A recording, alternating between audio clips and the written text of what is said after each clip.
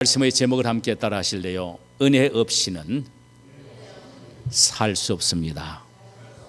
예, 은혜 없이는 살 수 없습니다.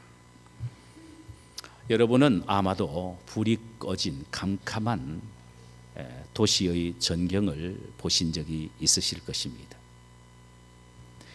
칠흑 같은 어두운 밤에는 아무리 멋있는 고층 빌딩이라고 하더라도 오히려 무서운 유령의 집처럼 느껴집니다.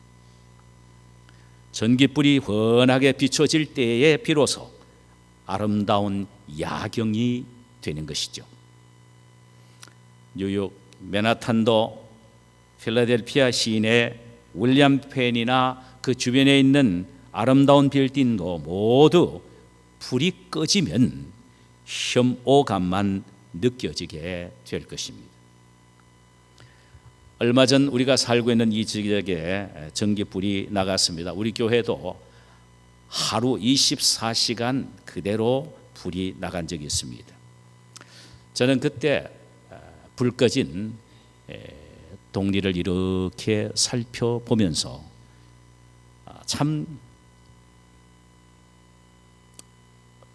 스산하고 음산해서 소름이 끼칠 정도를 저는 느껴본 적이 있습니다. 저는 그때 그 불 꺼진 밤을 보면서 우리 그리스도인들의 심령이 은혜의 불이 꺼지면 어떻게 될까? 이런 것을 한번 생각을 해보았죠. 불 꺼진 밤이 흑암이듯이 은혜의 불이 꺼진 심령도 캄캄한 마음의 흑암이 될 것입니다. 여러분의 심령은 어떻습니까? 지금 여러분의 심령이 은혜의 불이 피어서 활활 타오르고 있을 정도입니까? 그렇지 않으면은 어두운 밤입니까? 우리 그리스도인들은 은혜로 살아가는 존재들입니다. 우리는 은혜 없이는 살아갈 수가 없지요. 어떻게 하면 이 힘들고 어려운 이민 생활, 타락된 이 죄악 세상에서 승리하며 살아갈 수가 있을까? 오직 은혜뿐입니다. 그래서 종교 지도자들은 종교 개혁을 일으킬 때에 세 가지 슬로건을 내걸고 외쳤습니다. 그 중에 하나가 솔라 그라티아, 오직 은혜다 라고 외쳤습니다. 로마 교회처럼 자신의 선행이나 고행으로 말미암아 하나님으로부터 인정받는 것이 아니라 십자가의 예수 그리스도를 바라보는 은혜로 되어진다라고 말을 했습니다. 그만큼 그리스도인들에게 귀중한 것은 은혜입니다. 이 원래 은혜란 말은 카리스, 카라, 기쁨이라는 단어의 어근에서 나왔죠. 하나님이 주신 영적인 기쁨의 감격, 이것이 바로 은혜입니다. 이 기쁨의 힘은 이 세상 그 어떤 환경이나 여건에도 넉넉히 이길 수 있는 하나님이 주시는 절대적 힘입니다. 논리적으로 설명할 수도 없고 과학적으로 증명할 수는 없으나 반드시 감당할 수 없을 정도로 마음속에 느끼는 힘, 이것이 바로 은혜입니다. 보통 사람으로서는 이해할 수가 없고 상상할 수도 없는 영적인 힘, 이것이 바로 은혜입니다. 이 힘만 있으면 세상을 이길 수가 있고 그 어떤 상황 속에서도 기쁨을 누리며 살 수가 있는 것, 이것이 바로 은혜입니다. 이 힘은 하나님이 주신 것입니다. 이 힘은 성령 충만함으로 주어지는 하나님의 은혜입니다. 그러므로 우리는 이 은혜만 받으면 이 세상의 엄청난 환경도 상황 속에서도 이기며 극복해 나갈 수가 있습니다. 그래서 은혜는 능력 중에 능력입니다. 미국 20대 대통령이었던 제임스 에드워드 카필드가 참 가난하고 어렵게 살았습니다. 그가 한때에 한 농장에 머슴으로 들어가서 살았습니다.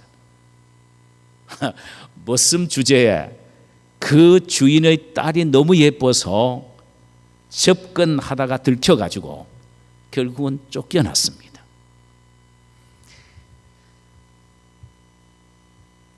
주인이 35년 후에 제임스 카필드가 숙식을 하며 살았던 그 창고를 정리하다가 보자기 하나를 발견하게 됩니다.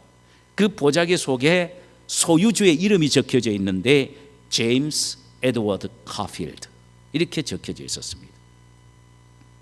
그가 얼마 후에 미 합중국 대통령이 된 것이죠. 농장 주인이 대통령이 될 사위를 쫓아낸 것입니다. 여러분, 하나님의 은혜는 머슴도 대통령으로 만듭니다. 하나님의 은혜는 나머의 집 종도 대제국 애굽의 국무총리로 만드시는 겁니다. 하나님의 은혜입니다, 여러분. 우리의 자녀가 이 미국 땅에서 부모인 우리는 가진 것 없고 배운 것 없고 물려줄 것이 없다 할지라도 이들이 이 미국 땅에서 세계를 가슴에 품고 섬길 수 있는 위대한 인물로 성장할 수 있기 위해서는 그들 심령 속에 하나님의 은혜를 부어주어야 합니다. 은혜를 심어줘야 합니다. 그들이 하나님의 은혜만 받으면 이 세상을 힘있고 능력 있게 살아갈 수가 있습니다. 아멘입니까? 우리 교회는 온 성도들이 은혜 충만한 하나님의 은총을 기리면서 1년에 그래도 한 번 정도는 부흥 집회를 하기 위해서 참 노력을 하고 있습니다. 정신없이 살아오다 메말라 버린 우리의 심령에 은혜를 충만히 채우기 위해서 우리는 이 집회를 마련하게 된 것입니다. 해마다 하는 연례적인 행사의 관념에서 떠나야 합니다. 정말 주님을 만나고 주님의 음성을 듣는 은혜 충만한 감격의 장이 되기 위하여 우리는 몸부림치며 은혜 받는 데 초점을 맞춰야 합니다. 그러면 어떻게 하면 우리가 이번 집회를 통하여 풍성한 은혜를 받을 수가 있을까요? 여러분, 우리가 꼭 기억해야 합니다. 오늘 본문 한 유명한 믿음의 사람의 모범을 우리가 보고 어떻게 하면 우리가 은혜를 받을 수 있을까라는 비법을 찾아서 이번 집회에 참석을 해야 합니다. 그는 바로 고넬료입니다. 고넬료라는 사람은 부흥 집회를 위하여 얼마나 노력하고 수고하고 준비를 했는지 모릅니다. 먼저 그는 은혜를 사모하는 마음의 준비를 했습니다. 고넬료라는 사람은 로마 군인으로 가이사랴 지방의 주둔군의 군대 장관으로 있었습니다. 그러니까 백부장이죠. 100명을 통솔하는 군대 장관입니다. 그 사람은 이방인이었지만 가이사랴에 와서 복음을 받아 하나님을 믿게 되었는지, 그렇지 않으면 로마에서부터 복음을 받았는지는 모르지만 하나님을 잘 섬겼으며 가난한 사람들을 구제했고 기도도 열심히 했던 매우 경건한 사람이었습니다. 그런데 그에게는 하나의 소망이 있었어요. 주님의 종을 모시고 집회를 갖고 은혜를 받는 이것이었습니다. 그는 자나깨나 은혜 받는 것이 그의 소원이었습니다. 군인으로서 이런 믿음을 갖는다는 것은 그리 쉬운 일이 아닙니다. 그러나 그는 이 일을 위하여 시간을 정해놓고 기도하고 있었습니다. 그러던 어느 날 제9시쯤 기도하는 가운데 갑자기 환상이 보이기를 시작하더니만 하나님의 사자가 그의 앞에 나타났었습니다. 그리고는 이렇게 말씀을 하셨어요. 고넬료야, 내 기도와 구제가 하나님께 상달되어 기억하신 바가 되었으니 너는 지금 욥바의 사람을 보내어 베드로라 하는 시몬을 청하여 너의 가정에 집회를 가져라, 이렇게 명령을 하셨습니다. 고넬료는 그 즉시 하인 둘과 부하 가운데 경건한 사람 한 사람 등 세 사람을 베드로가 있는 욥바에 보내어 베드로를 모시고 오게 했습니다. 베드로가 와서 하나님의 말씀을 들고 그들 앞에서 증거하기를 시작합니다. 그때 듣는 모든 사람에게 성령의 부어줌의 역사가 일어나게 된 것이지요. 그 결과 모두 다 방언을 하고 하나님의 이름을 높이는 찬양을 부리기를 시작했습니다. 집회를 인도하는 베드로 자신도 깜짝 놀랄 정도였습니다. 이방인에게도 얼마 전 오순절에 마가 요한의 방에서 자기가 경험했던 엄청난 성령의 능력을 지금 부어주신 걸 바라보고 그는 참으로 놀라지 아니할 수가 없었습니다. 그래서 베드로는 흥분된 마음으로 이 사람들도 우리와 같이 성령을 받았으니 누가 능히 물로 세례 줌을 금하리요 하면서 예수의 이름으로 그들 모두에게 물로 세례를 주게 된 것입니다. 고넬료의 가정에 일어난 성령의 운동은 최초의 이방인에게 내린 성령의 역사의 샘플입니다.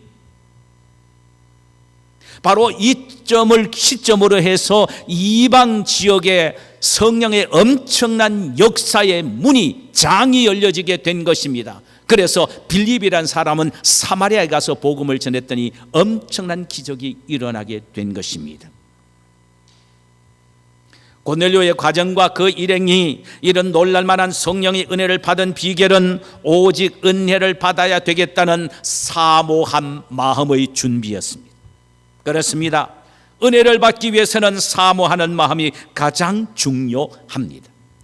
성경에 보면은 성도가 은혜를 사모해야 됨에 대하여 여러 군데 강조를 하고 있습니다. 시편 42편 1절에 보니까 고라 자손이 은혜의 사모에 대하여 이렇게 말을 했어요. 하나님이여, 목마른 사슴이 시냇물을 찾기에 갈급함과 같이 내 영혼이 주를 찾기에 갈급하나이다.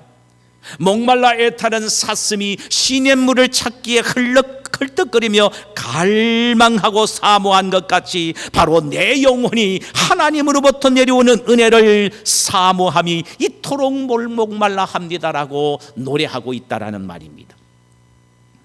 사도 바울은 고린도전서 14장 1절에서 신령한 것을 사모하라 그랬습니다.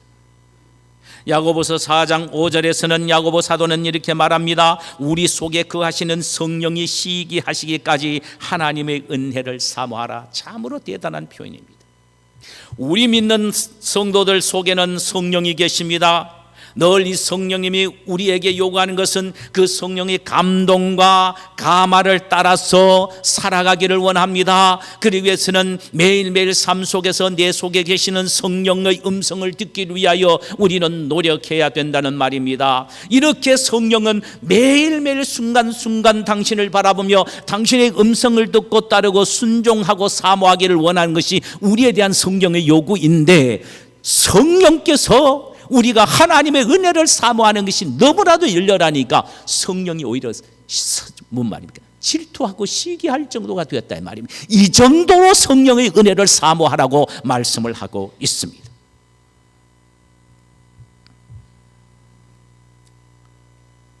여러분, 은혜 충만은 사모함에서부터 시작이 됩니다. 아이고, 내가 교회 그래 이번에도 직분자가 되었는데, 장로가 되고 권사가 되고 내가 또 순장이 됐는데, 내가 또 안 나가면은 다른 사람이 날 보고 얼마나 날라리라 그러지 않겠어. 그러니까 아이고, 어쩔 수 없이 참석 안 할 수가 없다. 그래서 집회 때가 되면 설교 시작하기 바로 전에 살짝 들어옵니다. 한 20분 정도 세이브되잖아, 그죠? 그리고 급하다고도 축도 바로 딱 끝나자마자 그대로 또 손살같이 총알처럼 사라져 버립니다. 설교가 조금 기면은 시계를 내놓고 강사 목사님 보게 합니다. 왜 이렇게 기노? 압력 안은 압력을 넣지요. 여러분, 이래가지고는 은혜 못 받습니다. 이런 사람이요, 우리 동네는 없지만 저쪽 동네는 있어요.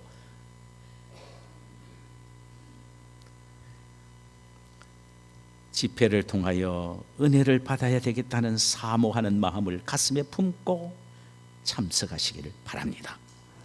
은혜만 받으면 여러분의 삶이 바뀌어지고 인생이 바뀌어지기 때문입니다. 그러므로 은혜를 사모하는 마음으로 참석함으로 이런 영적인 충만한 복을 받게 되시기를 주님의 이름으로 축원합니다. 두 번째로는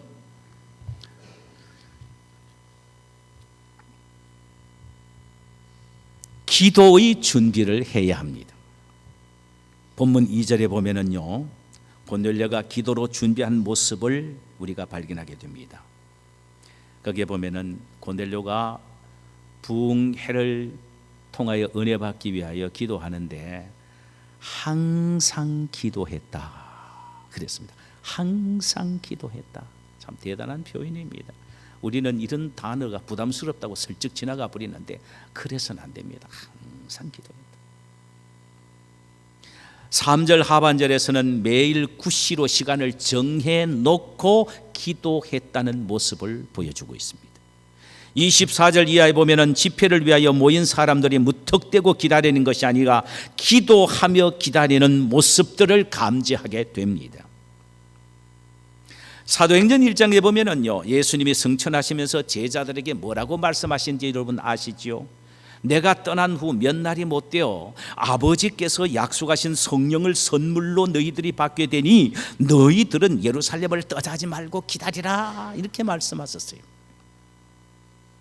제자들은 성령의 충만한 은혜를 사모하면서 기다리되 무턱대고 기다린 것이 아니라 마가 요한의 다락방에서 120명이 온전히 기도하면서 기다렸습니다.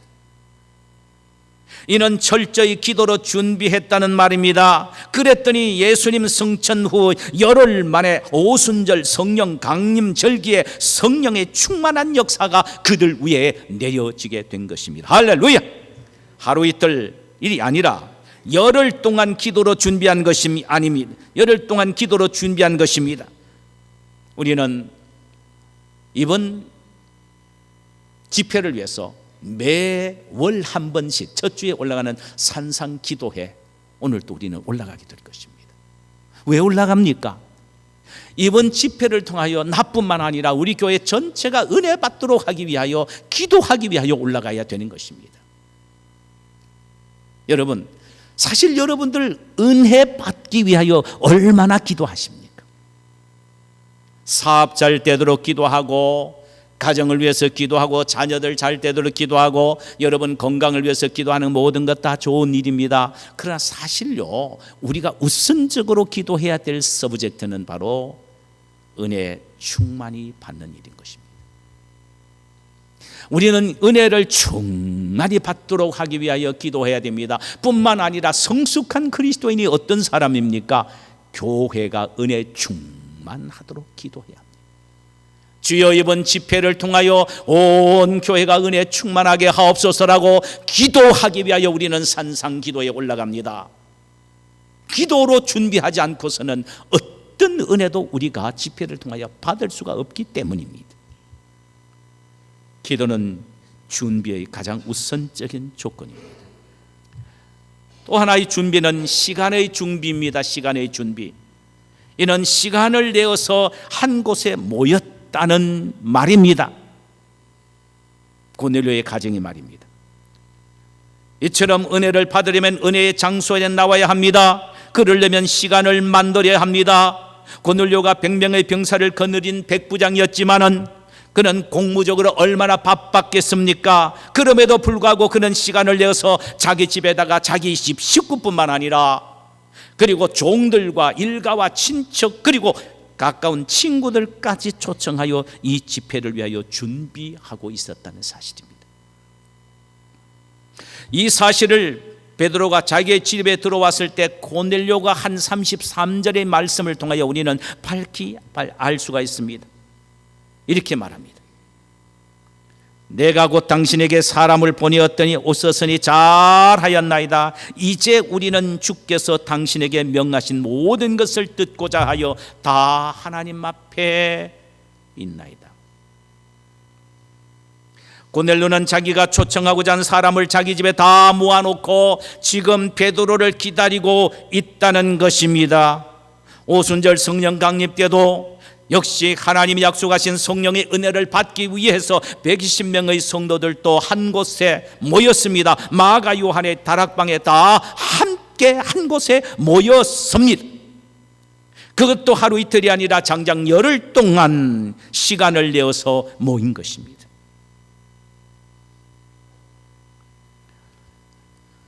제가 며칠 전에 선교 잡지를 보았는데요. 아마 여러분 대충 알 것입니다만은 중국은요, 지금 남쪽 지역은 굉장히 박해가 심합니다. 지금도요. 어쩌면은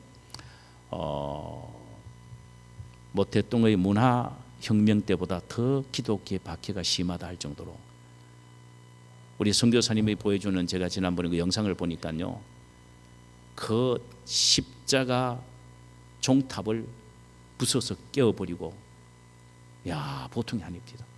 지금도 그렇다는 사실이에요. 근데 삼자교회가 아니고 보통 이제 지하교회가 신앙생활을 하기에 참 그래도 제약을 많이 받는데, 제 선교지에 보니까 이런 선교 잡지에